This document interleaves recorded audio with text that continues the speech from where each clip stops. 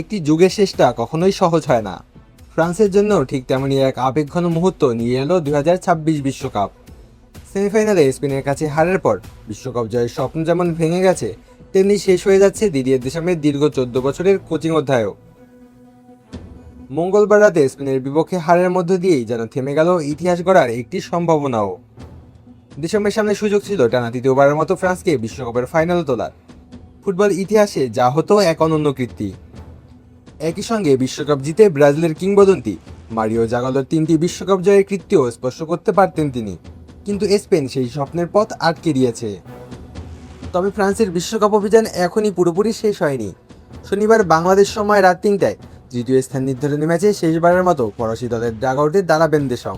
এরপরই শেষ হবে তার সফল অথচ আবেগমাখা কোচিং যাত্রা। যেখানেই অন্যায় অনিয়ম সেখানেই চলুক প্রতিবাদ।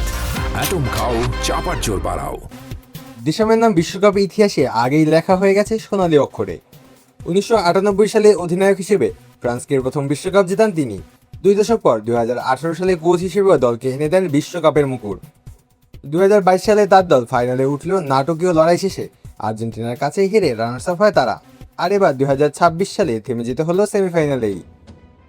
অন্যদিকে মারিও জাগালো বিশ্ব ফুটবলের এক অবিস্মরণীয় নাম। 1958 ও 1962 সালে খেলোয়াড় হিসেবে ব্রাজিলকে বিশ্বকাপ জেতান তিনি। পরে 1970 সালে কোচ হিসেবেও বিশ্বকাপ জয় করেন। শুধু তাই নয়, 1994 সালে ব্রাজিলের চতুর্থ বিশ্বকাপ জয়ের সময় সহকারী কোচ হিসেবেও গুরুত্বপূর্ণ দায়িত্ব পালন করেছিলেন তিনি। তাই জাগালোর অর্জন স্পর্শ করতে হলে দেশমের প্রয়োজন ছিল আরেকটি বিশ্বকাপ শিরোপা। সেই সুযোগ আর রইল না। 2012 সালে ফ্রান্স জাতীয় দলের দায়িত্ব নেওয়ার পর থেকেই নতুন এক অধ্যায়ের সূচনা করেছিলেন দেশম। 2014 সালের ব্রাজিল বিশ্বকাপে প্রথমবার কোচ হিসেবে বিশ্বকাপ মঞ্চে নামেন তিনি। সেবার কোয়ার্টার ফাইনালে জার্মানির কাছে হেরেই বিদায় নিতে হলেও এরপর ধীরে ধীরে ফ্রান্সকে বিশ্বের অন্যতম ভয়ঙ্কর দলে পরিণত করেন। দেশমের নেতৃত্বে ফ্রান্স খেলেছে মোট 185টি ম্যাচ। এর মধ্যে জয় এসেছে 120টিতেই, ড্র করেছে 35টি ম্যাচে এবং হেরেছে মাত্র 30টি ম্যাচে। তার জয়ের হার ছিল 71.2%। এই পরিসংখ্যানই বলে দেয় আধুনিক ফুটবলে ফ্রান্সের অন্যতম সফল কোচ ছিলেন তিনি। বিশ্বকাপ শুরুর আগেই দেশম জানিয়ে দিয়েছিলেন 2026 বিশ্বকাপই হবে তার শেষ মিশন। 2018 সালের বিশ্বজয়ের আনন্দ, 2022 সালের হৃদয় ভাঙা ফাইনাল আর 2026 সালের সেমিফাইনালের হতাশা, সবকিছু মিলিয়েই শেষ হলো এক বর্ণিল অধ্যায়।